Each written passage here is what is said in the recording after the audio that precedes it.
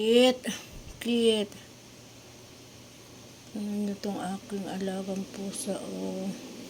Kit.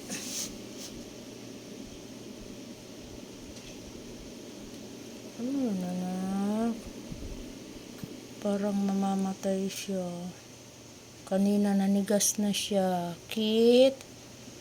Parang inaagaw niya yung nangyari sa akin nung isang araw na nag-collapse ako sa banyo. Tapos siya, nagkasakit na siya. Kit? Wala. Pagaling ka, Kit. Pagaling ang Kit ko, Kanina wala, hindi na gumalaw siya. Akala ko patay na. Pero uminom pa siya ng tubig. Tapos biglang parang nanigas. Tapos inano ko yung ano niya, yung sa may heart niya, ginanon ko. Pinamp ko siya, parang binigyan ng first aid. Tapos iyan, naano siya, na-revive. Parang inaagaw niya yung ano ko. Kasi nga nung isang araw, naano ako. Pagaling ang Kit ko.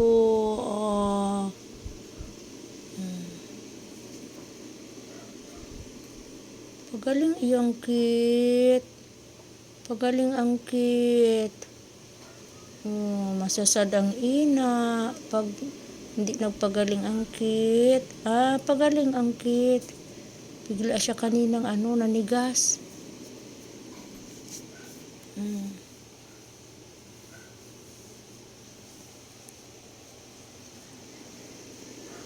Ibinaba ko na sa kama kasi siya kanina. Ibinaba ko siya.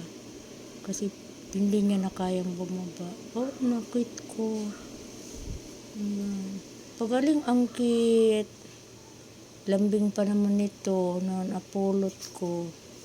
Para bang inaagaw niya yung ano ko. Kasi nung isang araw, nung Monday, na ako, ewan ko kung ano nangyari sa akin.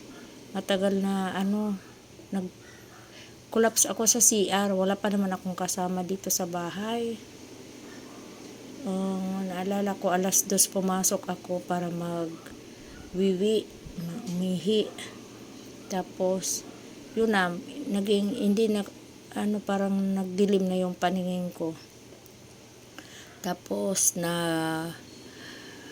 parang nahimasmasan ako, mga 3:25 na ang madaling araw. Yun, iinom siya ng tubig. Pagaling ka, Kit, ha? Parang inaagaw niya yung ko, yung masamang pakiramdam ko nung nakaraang araw. Yan, pumayat na siya.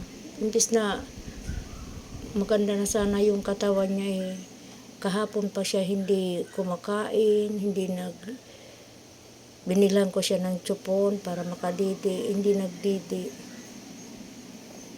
Yan, wawa naman si Kit. Pagaling ka, Kit, ha? Parang inaagaw niya talaga yung ko. So yun, guys, update na lang po.